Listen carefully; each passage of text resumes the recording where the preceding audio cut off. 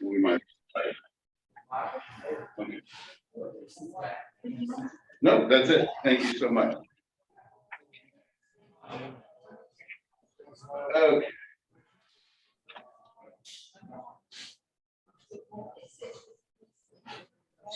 All right. Let's see if it's still following me. No, it gave up on me. Hello. There we go. All right, let's see.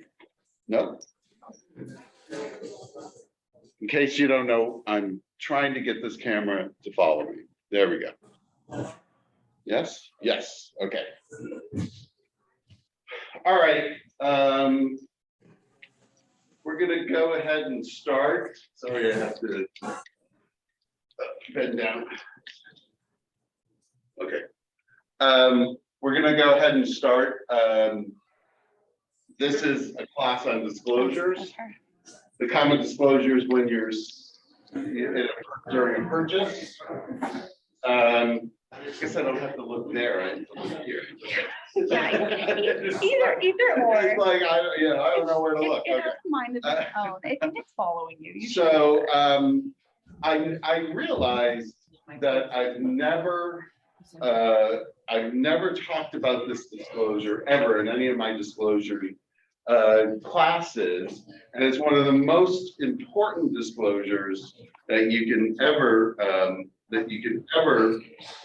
have.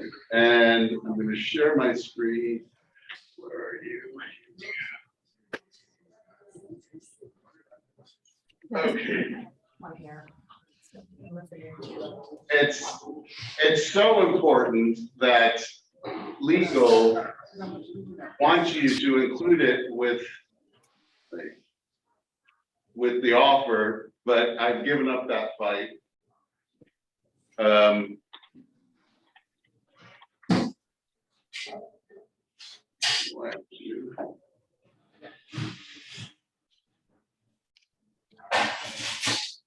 All right, you're not coming up. Hold on. There you go. The statewide buyer and seller advisor. We all know this.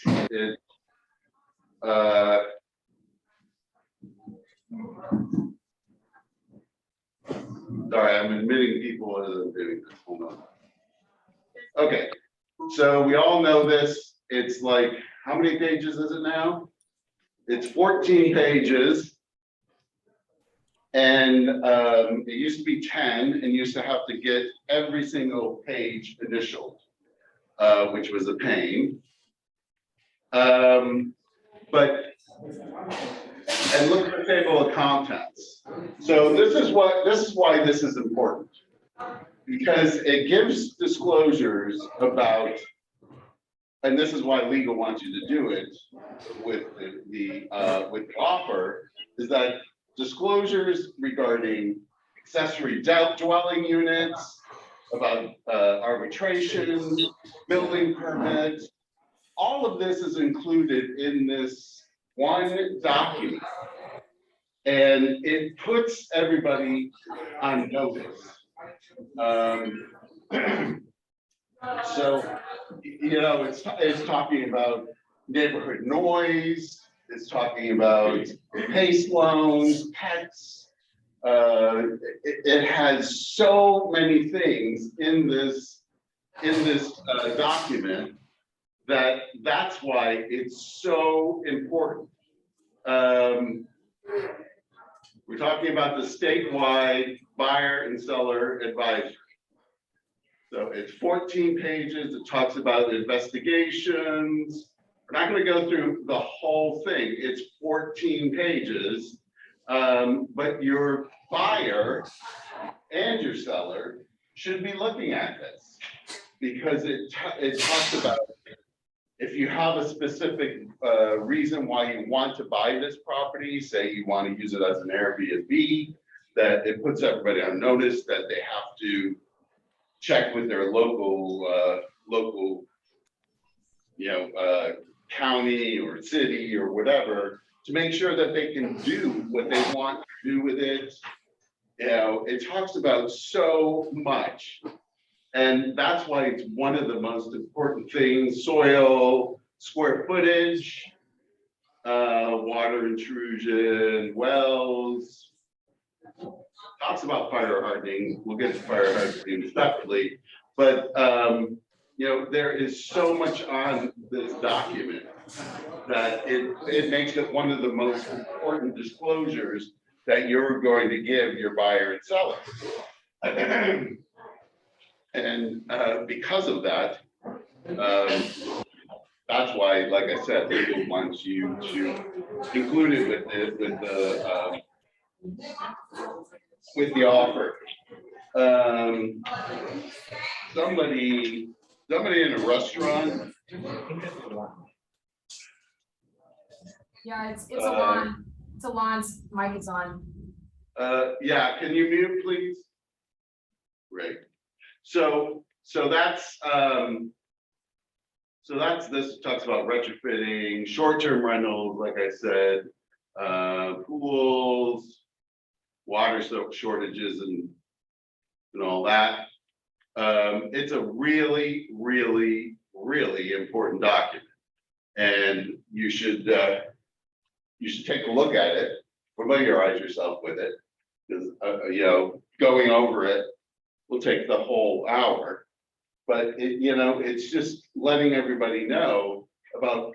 That's why it's called the statewide buyer and seller advisory, because it's talking about every possible thing that can affect somebody. So go ahead. You're saying that at the time that we write the offer? Legal wants you to include it with the offer. I've seen some agents do it. Is it a good practice?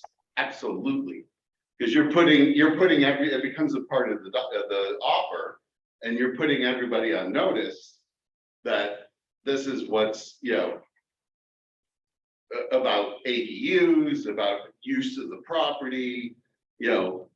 Rich, my question was that if somebody does it 2-3 days after, you're saying that don't do that, do it at the time of. Well, I'm saying it's preferred to do it at the time of the offer, but you know, nobody does that. Everybody does it, yeah, with so much is overwhelming for the buyer. But yeah, I get it, and that's why so many people don't do it. But you know, the time to inform the buyer Who in Culver in City? their investigations is Oh, I was just talking to someone there too. He was very nice.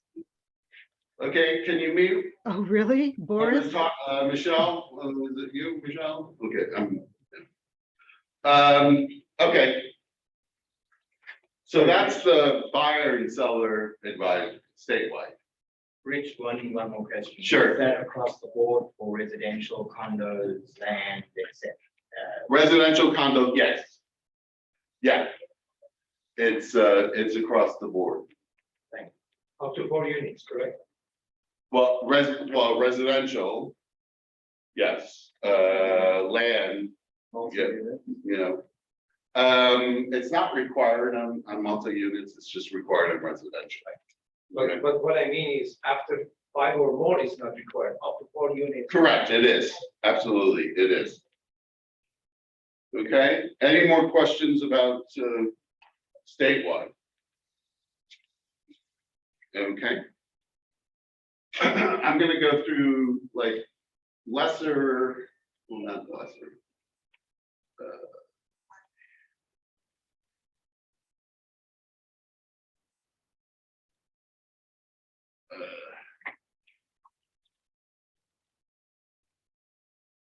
Lead-based paint.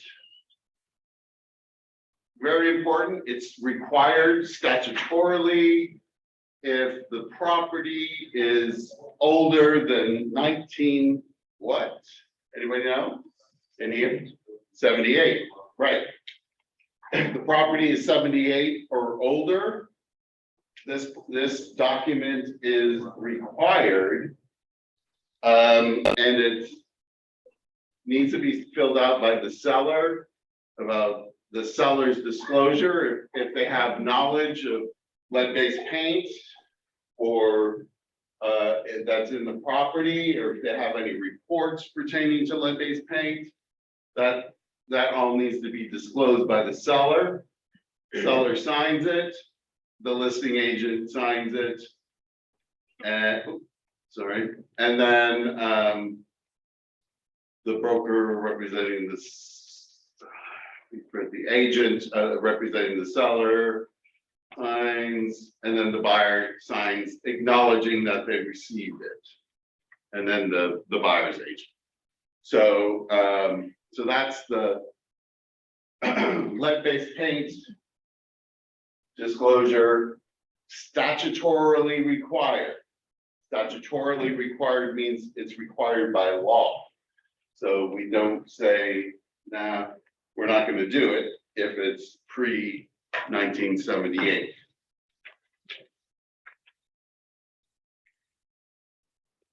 Okay.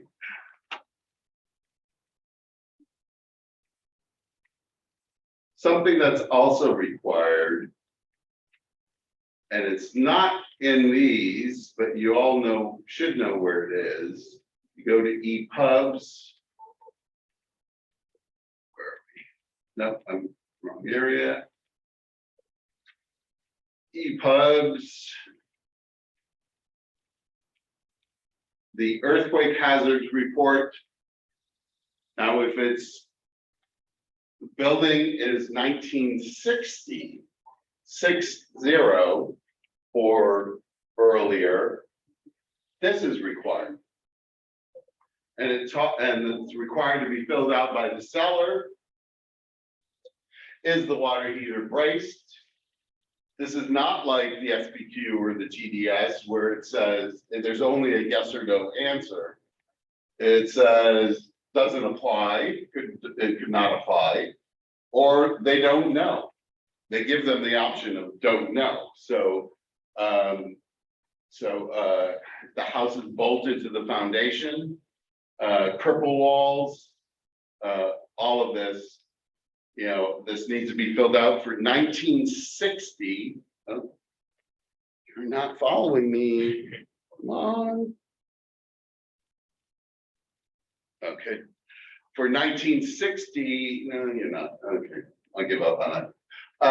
1960 or earlier.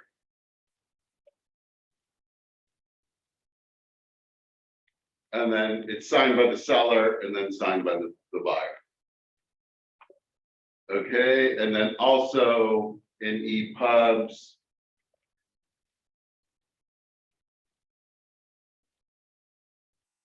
is the signature page for the earthquake booklet or the environmental hazards and earthquake safety booklets. So let's go back to that. Wait, hold on. Because you, sorry.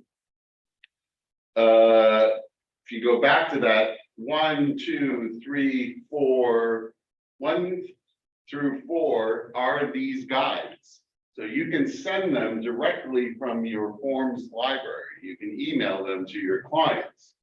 So you have a client who says, well, I'm not going to sign because I didn't get anything. It's easy to give it. We used to have to make copies of it and, you know, produce a hard copy, but now you can send them directly from your zip forms. So that's nice.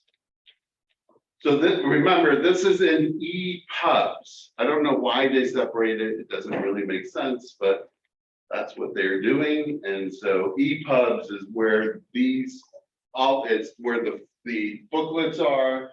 It's where the earthquake hazard report for 1960 and less, and where the receipt of the booklets are, the signature pages. And this is for both buyer and seller. Yes.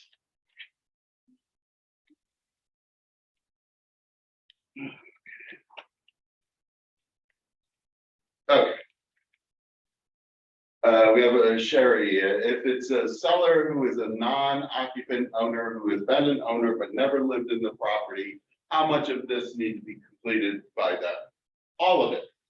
If you're not, unless you are exempt, which means you're a surviving trustee from a trust, or it's a probate, or it's a bank owned, the seller has to fill out this paperwork to the best of their knowledge. Because if they've owned it, even though they haven't lived in it, they have knowledge of the property. They know if they use it as a rental for 20 years, they know that the tenant complained about the water heater 5 months ago and it was replaced, or that the roof had a leak, or that the toilet had a leak. They know this, so they need to fill this out. Not about the earthquake, but on your TDS and SPQ. So.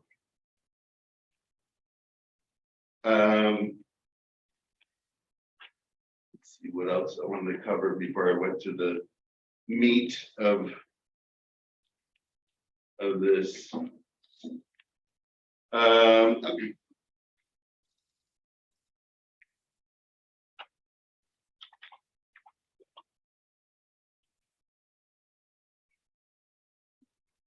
Water conserving plumbing fixtures and carbon monoxide. So we used to have a form, the WHSD, the water heater smoke detector. And then we have a separate form for the carbon monoxide detector. So this covers both of them because the water heater and the smoke detectors are covered in the TDS. But this covers the carbon monoxide and water conserving plumbing fixtures. This is required that on purchase, on transaction of a purchase. And it talks about water conserving plumbing and carbon monoxide and all of that, compliance and whatnot. So, and these are all disclosures. It's like, I get a lot of calls, well, we're representing the buyer and the seller doesn't want to sign this. Like, their disclosures, they're not, how do I want to put it? They're not attesting to anything. They are accepting the lead base, but what they're doing is they're acknowledging receipt of a disclosure. That's all they're doing. So it's they're not going to be financially bound by something. It's just a disclosure. If they don't, but you can't force somebody to sign something they don't want to sign. So as long as you get something, an email saying my client won't sign this, but our client has to sign it. And if we're representing somebody, our client needs to sign it. So, sorry. So, so that's what this is covering. So, let's see, I have a question. What about smoke detectors? Smoke detectors are handled in the TDS.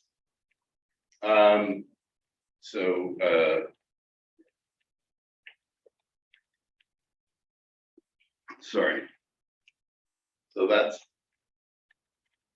what is this one called? Called water conserving plumbing fixtures and carbon monoxide detector codes.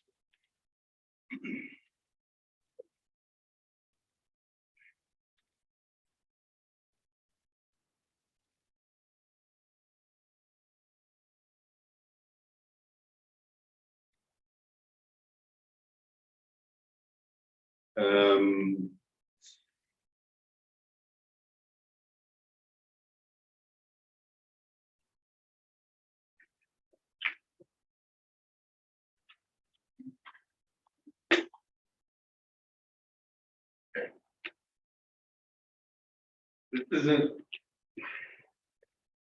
I don't make this mandatory, but you all should be using this form. Market, especially in this changing market. Market conditions advisor. It puts everybody on notice, basically that we don't have a crystal ball. That talks about offering price, it talks about non-contingent offers. And once again, if you're representing a buyer and putting in a non-contingent offer, there's an additional addendum that I require as the broker of the offices, that it's a non-contingent offer addendum. You check with your MCA or agent services as to where it is within your office, because every office has it someplace else. But it talks about loan contingencies and appraisal contingencies. It talks about multiple offers, sellers considerations, talks about all of that. You guys should be using this for every deal, every transaction. I don't make, like I said, I don't make it mandatory, but you should be using this form. So it's a market condition advisory. Okay, now let's go.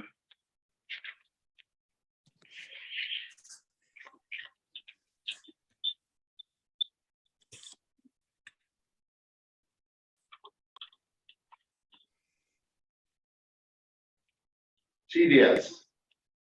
This, once again, is statutorily required. It's required by statute when you're transferring a 1 to 5 unit residential unit, as long as they are not exempt, which means they're a surviving trustee, they are probate or a bank owned. Those are exempt from the TDS. And if you're exempt from the TDS, you're also exempt from the SPQ. But for those in the example, in Sherry's example, they've owned it for years and years and years. They just never lived in it. That's not an excuse not to put this to submit this form. This is required. It's required to submit this form. Which can ask you. Sure. With bankruptcy also apply to Bankruptcy also, yes. Court, bankruptcy. You have to do it or? No, it's exempt. It's exempt from a bankruptcy.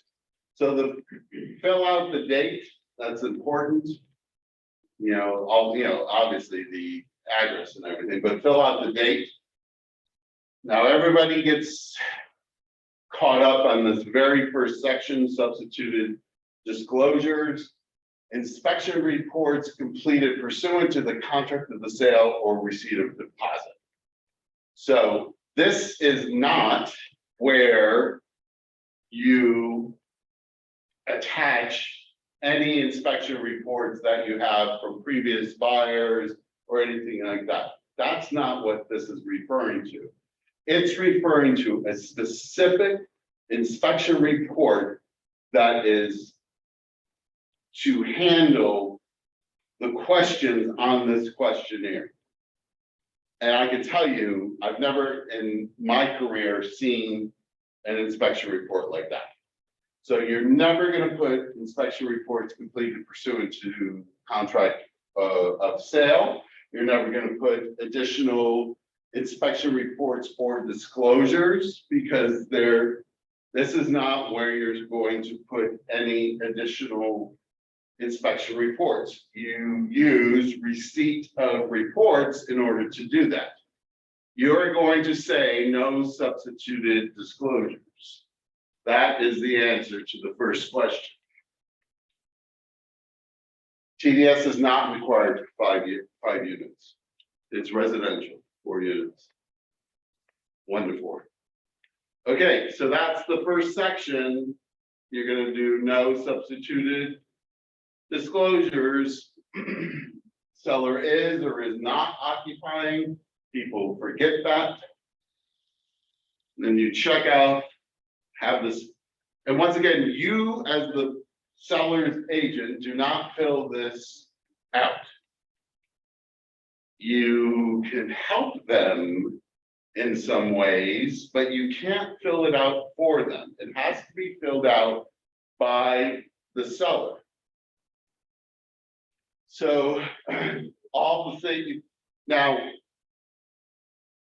when I say you can't fill it out for them, but if it has an oven or a range and they forgot to check it, you can say, hey, Mr. Seller, you forgot to check, something, the oven or the range. I mean, you can do that, but you can't physically go down and check off the boxes for them. Roof type, age. It's an approximation of the age. A lot of people aren't going to know how old their roof is. But I've lived in it. I've owned the house for 10 years and it was 10 years old when I bought it. There's your approximate age of the roof, 20 years. So people can figure this out. I mean, nobody's binding anybody to this information, except it's really important to disclose on the next page. Are you aware of significant defects, malfunctions in any of the following? If they know of something that's wrong, they need to disclose it. It's called disclose, disclose, disclose, because you want to stay out of court. Because that's where you will end up, most likely, if you don't disclose it. So make sure that they are aware that disclosure is their friend. They really need to disclose everything that they know about the property. Now, in the case of somebody who's never lived in it, like I said, they're aware of certain things within the property. I mean, you don't rent out a property for 20 years and not know anything about the property. That's not possible. So make sure that those people, are disclosing what they know about the property. Let's see. What is considered significant? Alon, I don't know what you mean by what is considered significant. You want to unmute and ask the question?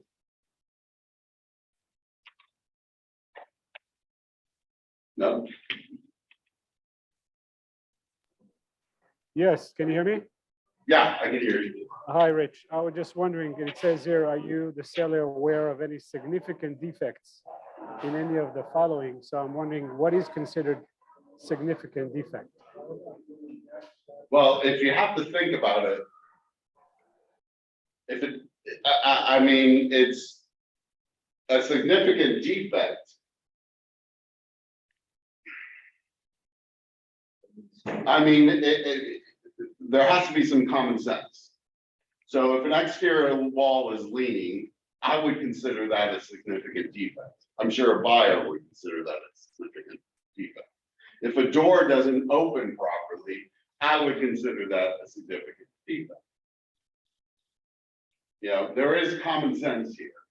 So that's all I would say. Because the penalty for not disclosing something because you thought I didn't think that was really significant. I didn't really think that the floor sloping was significant. Yeah, Well, that makes sense. That makes sense. So definitely it's not okay. open. It's not open for interpretation. So just Right. disclose. That's all. Just disclose, right? Yep. Disclose. Because when it becomes more significant later on, when the buyer discovers that the foundation has been settling for 20 years, you're going to pay for that. I didn't think it was really that significant. So, common sense. Rich, I have a quick question. Sure. On the no substituted disclosures for this transfer, you said that's usually what they would be putting. It's only an inspection that would be done just for specifically this. RV. Right. Okay, Right. gotcha. And it is taking the place of them filling out this. Okay, That's a substituted report. So if they're having an inspection done specifically for this document, it's taking the place, it's a substituted, it's in substitution of this. got it. So it's like if in the case where the buyer requested a report from the seller? No.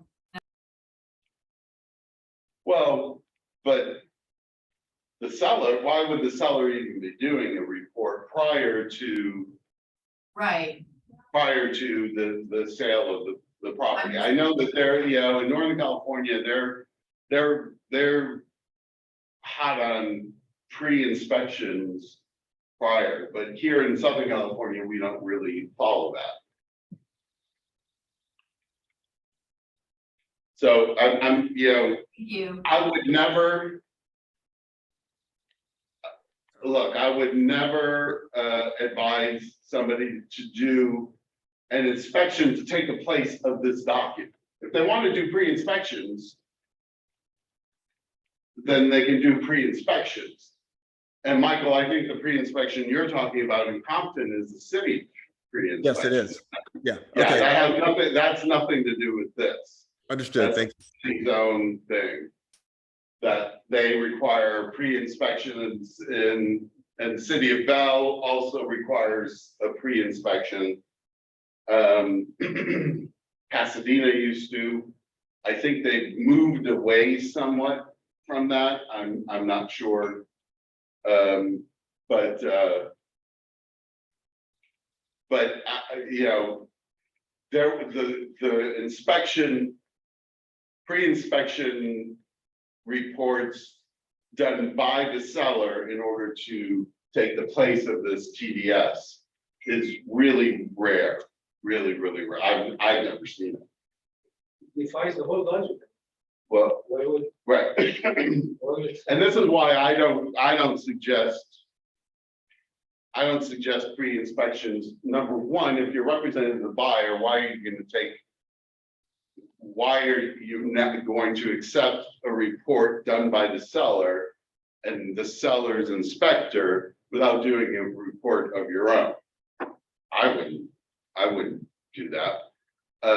But the seller can use it as, you know, if they come up with, you know, if they show that there really is a significant defect in, you know, like leaks show up, like toilet leaks or sink leaks, stuff like that, they can be proactive and hire a plumber for a day and just have them, you know, fix those leaks and say, okay, here's my inspection that I did on this date, and here are the repairs to the leaks.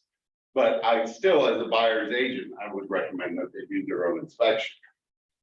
So, Hey, Rich, we have a couple more questions. Is that okay? sure, yeah, Okay, so mine is personally, I just had, I'm in a transaction and I represent the buyer, the seller filled this out and very obviously, was incorrect on some things, like, you know, sprinklers and driveway and just some different things that were there and forgot and left a whole bunch of places blank. So I have a good relationship with the listing agent, so I just kind of pointed it out and said, hey, we need these things, you know, the wire, all these different things that were not filled out. So they handled it very well and they gave it back to us. What would be the proper way actually to do that? well, here's a couple of things.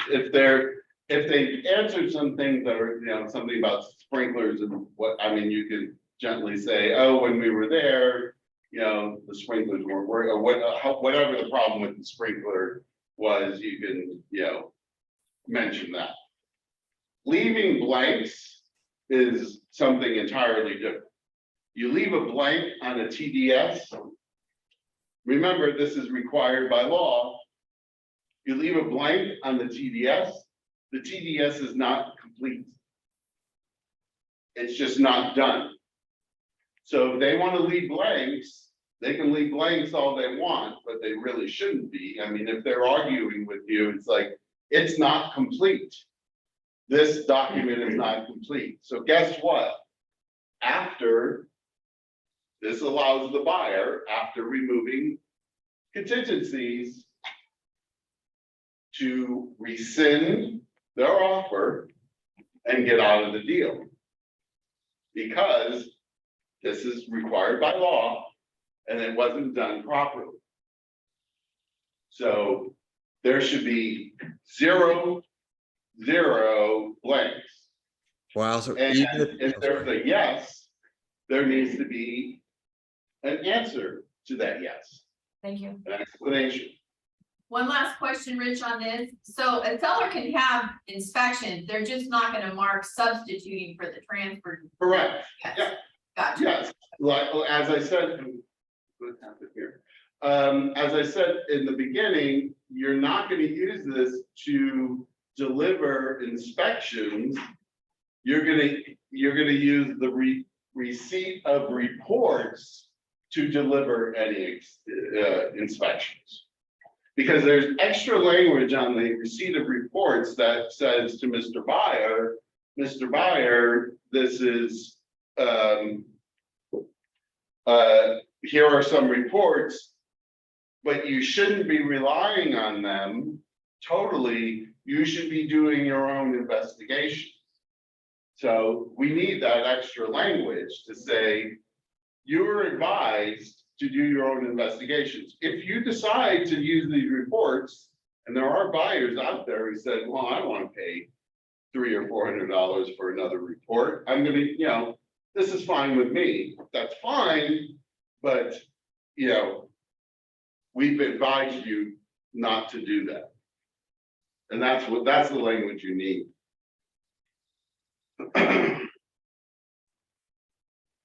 Yes. Michael, yes, even though all contingencies are, because this is required by law. And if you did not supply this per the law, a buyer can rescind. Within 3 days, right? 5.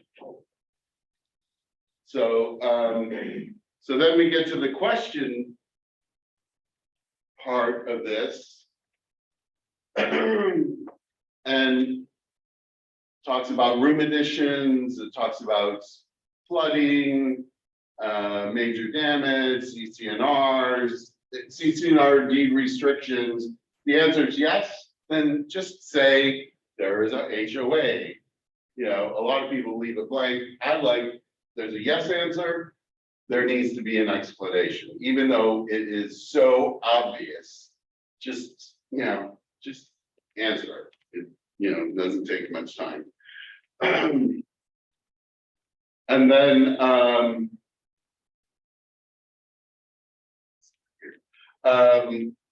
down here in D, this is where it talks about smoke detectors and bracing and whatnot. So that takes the place of the WHSD, the water heater and smoke detector.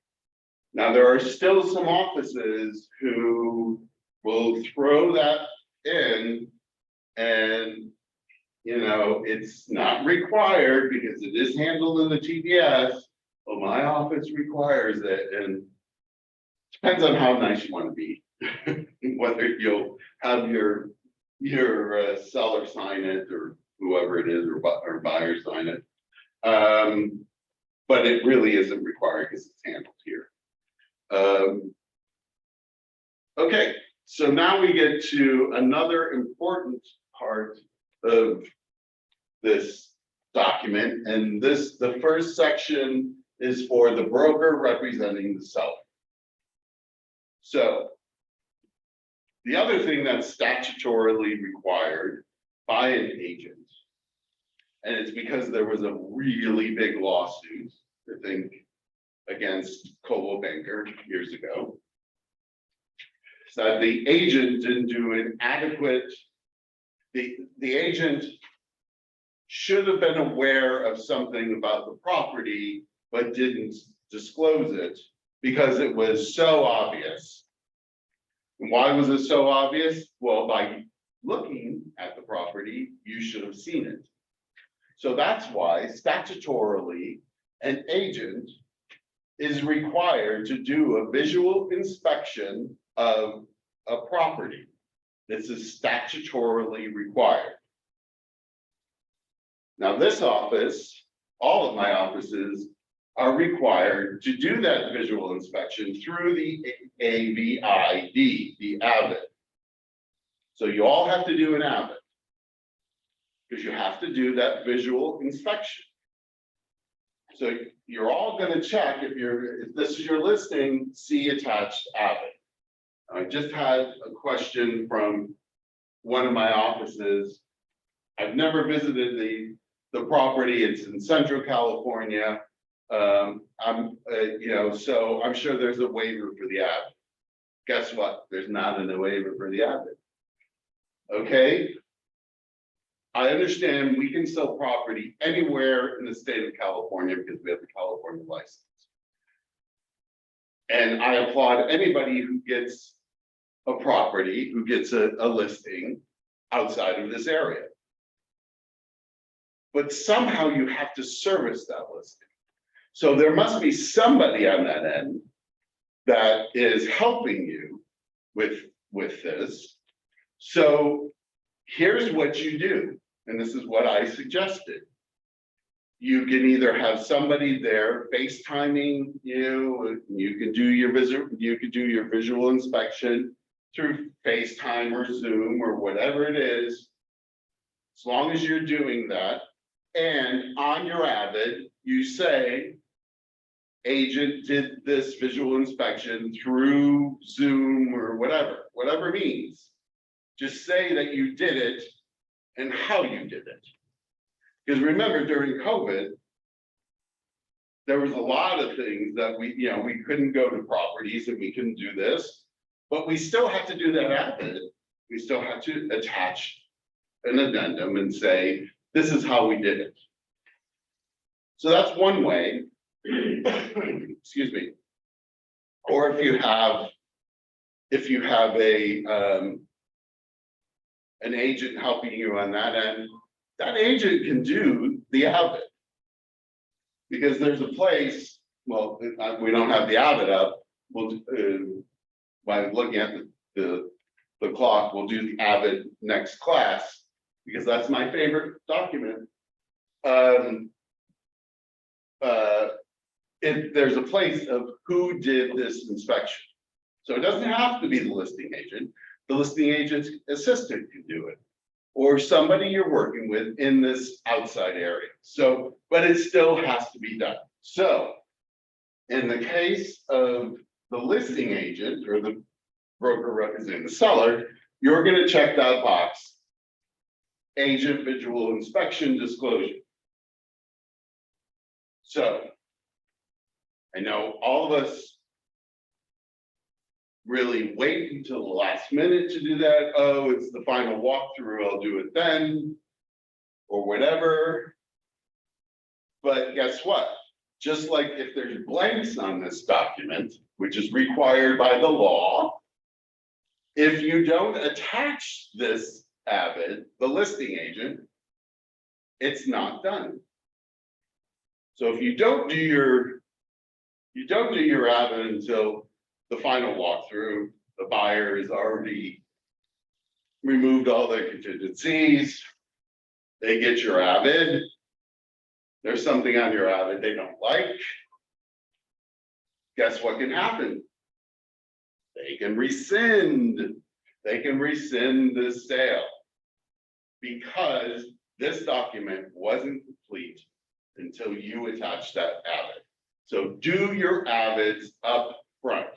You're on a listing appointment, do your AVID then. You're on a showing, do your AVID then. Don't wait until the last minute. Send it with the disclosures. You've got 7 days to send disclosures. Make sure that that's attached at the time the TDS is sent. So. Now, this doesn't apply to the buyer's agent, because everybody thought, the smart attorneys at CAR thought, well, the buyer's agent is gonna hold up the deal by holding back their avid until the last minute. So that's why it doesn't matter when the buyer's agent submits an avid. But if you're one of my agents, still do it really early. So, so that's basically the TDS, and everybody's signing as they've received it and all of that.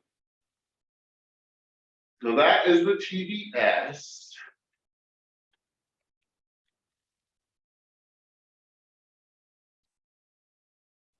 And then, as I call it,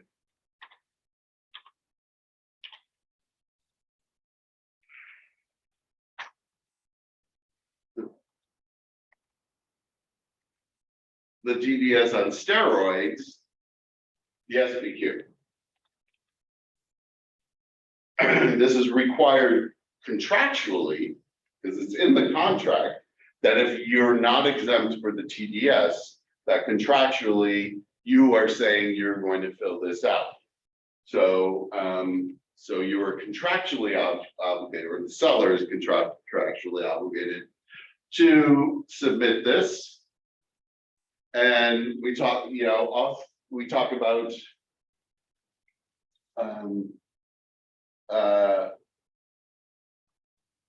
the statutory questions, and within the last 3 years, a death, on the property.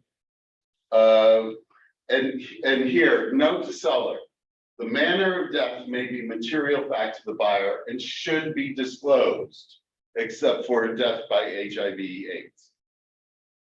So a bunch of us were just having it actually, I don't remember where we are, but a couple of brokers having a conversation about this.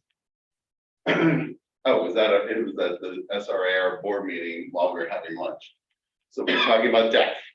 Okay, so talking about, well, how graphic do you need to get? Well, because, there's suicide, there's murder, there's those things. So I wouldn't be, you don't have to get graphic, but it is a material fact. So if there was a death on the property in the last 3 years by a murder, that's what you say. There was a murder 3 years within the last 3 years, or there was a suicide in the last 3 years. That's all you need to say. You don't have to say what manner, how people were killed, how they killed themselves. The fact that you're disclosing it is sufficient. So, and it's only the last 3 years. So, but I will say, if it's a notorious thing, like if it was a famous thing, I don't know that it's not still a material fact. Like, I mean, the house isn't there anymore, but the Sharon Tate murders by the Mansons, I mean, that's infamous. And, I would say that it was a material fact. But years ago, somebody bought that and tore the house down, so, and even changed the address. Which, Yes. if 4 years ago, there was a murder in the house. Or, And the buyer says, I heard from the neighbor there was something going on. it's not required, because it says 3 years. So, so that's the statutory. Then we get into repairs and alterations. What did they do? Did they do them with permits? There's a question about insurance claims. It used to be that you could get a report called I believe it was called the Clue report from insurance companies. But consumers can't get that anymore, I don't think, but you never know who has friends in insurance who can run this stuff. So if there were insurance, if there was insurance claims, then I would disclose it. Okay, there was a couple of questions, sorry, I missed them. Good question. So I have a house and past tenant had a fire in one of the rooms. Mhm. That's additional repairs. So when I sell that, it's no. Yes, Okay. yeah. Especially with the fire, because you don't know how that was repaired. And a lot of times that smell, it's hard to get rid of that smell. I may have one where the property is being sold with the occupants that are uncooperative and they may not let you in. Yeah, that's concerning the Avid earlier that you were speaking about. Oh, yeah, concerning the Avid, well, okay, so, Can you just kind of just only do the outside and maybe on the Avid indicate? you can do the outside and you can, were there ever photos taken of the inside for the listing? No, No. no. Right, Um, as I said, like the occupants are, the home may be sold with the occupants intact because Right. whoever buys it may have to deal with foreclosure. So, Then I would say that do the outside because you can walk the outside. You can Okay. say the inside wasn't inspected due to uncooperative tenants. Properties being sold with tenants in place. okay. Yeah, I would just do that, yeah. And then there was one about, does the person doing the Avid out of the area have to be licensed? Well, an assistant doesn't have to be licensed. So, then the answer, I guess my answer would be no. It would be preferable that a licensed individual do it. Because, it just would be, I think. So, yeah.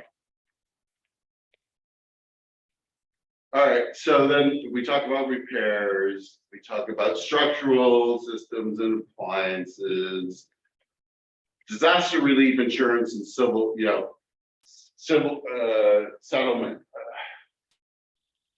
I just have something now that after the close of escrow, suddenly somebody popped up with a $400,000 lien on a place saying that she was owed a private loan, or there was a settlement or something that didn't show up on the title prior, and they want their money. So I shifted it over to the title company saying, you guys deal with it. They bought title insurance, so I don't know where that's gone yet, but I'm sure it'll come back to me. Deal with it. Oops, sorry. What was that? Title, ownership, legal claims, there you go. Neighbors, neighborhood is very important. Neighbors and neighborhood, they are, you can have good neighbors and you can have bad neighbors. Somebody needs to mute. Good neighbors or bad neighbors? I had talked an agent who had a client, a listing, the neighbor across the street, for some reason, is the neighbor from hell and would shine 500-watt lights at their house. That's a problem. And you're gonna have a hard time selling that house, I think. But you've got to disclose this. Because anything has to be disclosed. What other things do I, that's about it that I need to point out. They added about smoking and vaping. Because you know what, marijuana, it gets into the walls and stuff. So if it was a grow house or something, that needs to be disclosed.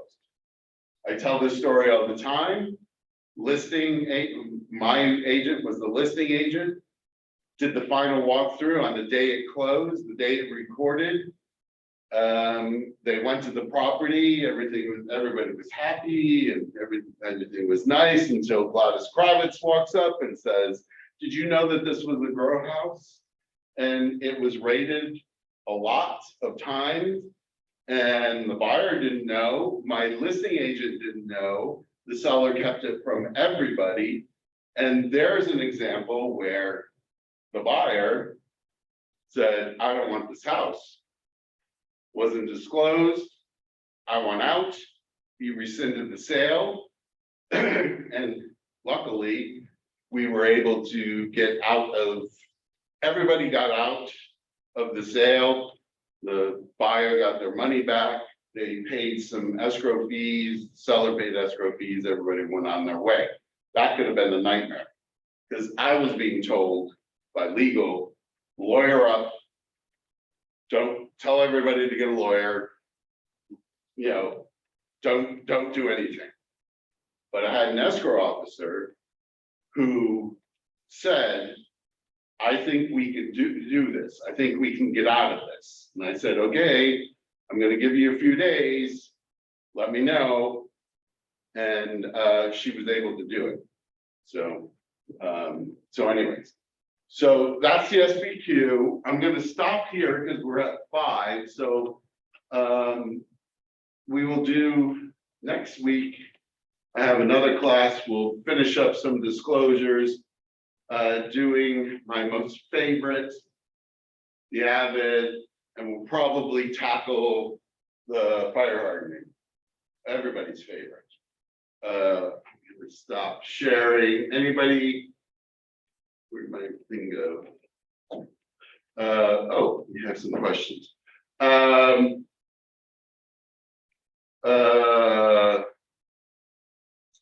do you send the edible SBQ and TDS to the seller via zip forms? When you send it to them, it goes, they can check on it. But use Glide, even though it's owned by, I think it's owned by Compass. It's a good system. Question 18 is pretty broad and saying smoking and vaping. Well, yeah, it is pretty broad. From Calabasas. What? Thank you, Rick. Thank Okay. you. Yeah, Sherry, it is broad, but you know, it's just putting everybody on notice that this has been happening. I mean, people don't like people smoking in their house. So, you know, that covers this. So, okay. So anybody have any other question? Oh, I didn't stop sharing. Where is that? There we go. Anybody have any other questions before I close it out? It's one of those things, I saw it said it was the SPQ. Yeah. There were multiple, it was like 1, 2, 3, 4. Why are there so many options? There's multiple, but okay, so it 1 to 4 units. You need one. Yes, you do need one for every unit. Everybody asks me that. Yes, every unit is different. You know, so okay. Anybody else? Hey, Rich, this is Cherie. Yeah. I was asking that question earlier because I had 2 sisters who own the property together. One managed it. She passed away. The other one's never been in it at all and never Right. had any relationship with any of the property management. So now she's coming into it. It's on the market now, but we have to cancel it and relist it just under her name now. You know, what I would say is there's no, I mean, to try answer the questions to the best of your ability. And you look at the question, are you aware? Are you aware if there was an addition? No, I'm not aware. Yeah. So, and I would, yeah, I think that there, you might add an addendum saying, you know, just that saying that, Okay, but, just so that it's clear. it's in okay, writing. But in the case of the TDS, you still have to do it. okay, perfect. All right, All right. good to know. Thanks. Anybody else? Okay, I'm gonna stop recording.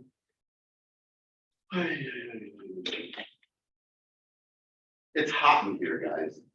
I'm just sweating my ass. I should have stopped the recording before I said that.